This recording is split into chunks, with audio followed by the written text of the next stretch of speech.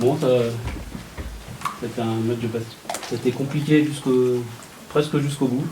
Vous êtes fait un peu marcher dessus par moment. Marcher dessus, je dirais pas ça. Un petit peu.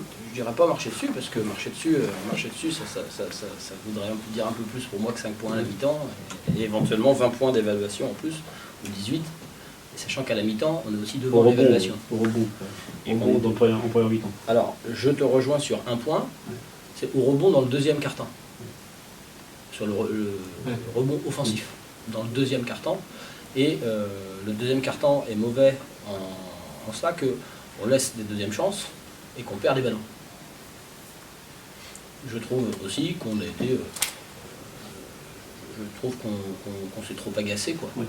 Je trouve qu'on s'est trop agacé, et ça coïncide avec une mauvaise période. Donc, je reverrai plus précisément la vidéo, mais je fais un petit peu le lien.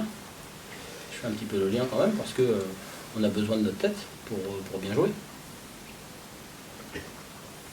Donc le deuxième quart-temps, c'est en ça qu'il est mauvais. C'est que je trouve qu'on se précipite un petit peu.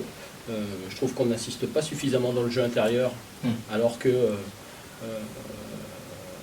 en l'occurrence, Abdel, dans le jeu intérieur, gagne ses duels, provoque des fautes, ressort des ballons qui sont hyper intéressants. Donc je trouve qu'on met beaucoup trop de temps pour lui ramener le ballon plus que ça.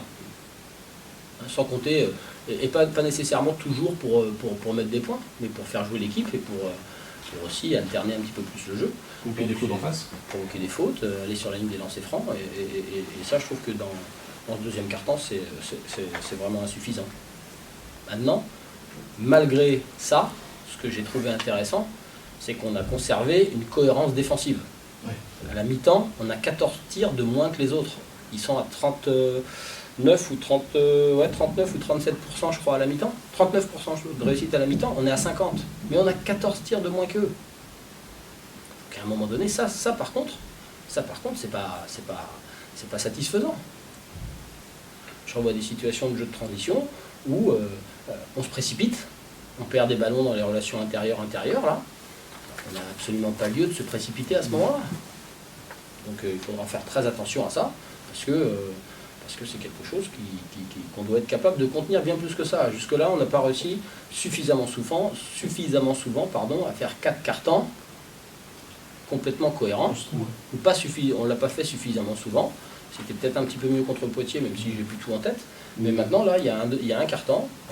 C'est pas les points marqués qui sont le problème. C'est pas ça. C'est qu'on leur donne trop de choses. Ballon perdu, rebond offensif. D'abord. Les balles perdues, tu avais vu ça dans cette prétention-là depuis la pré-saison? Ben, ça nous est arrivé. Ça nous est arrivé sur un carton d'avoir à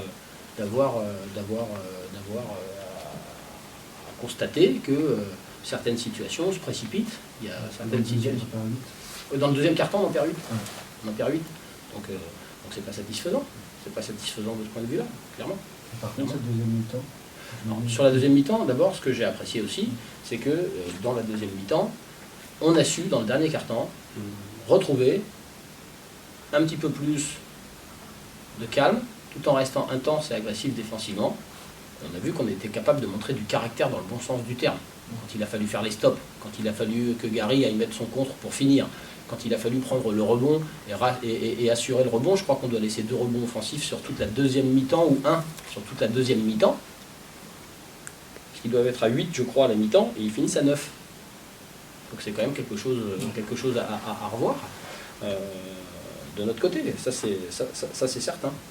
Donc il y a des choses sur lesquelles on doit s'appuyer, bien sûr dans le positif, mais il y a aussi des choses sur lesquelles, il y a des choses dont on doit avoir conscience. On doit avoir conscience de qui on est, et dans nos points forts, et aujourd'hui, dans ce qui reste des points à très clairement gommer, améliorer, réduire, on peut l'appeler comme on veut, mais en tout cas il y a des choses sur lesquelles il faut qu'on soit conscient de certaines choses.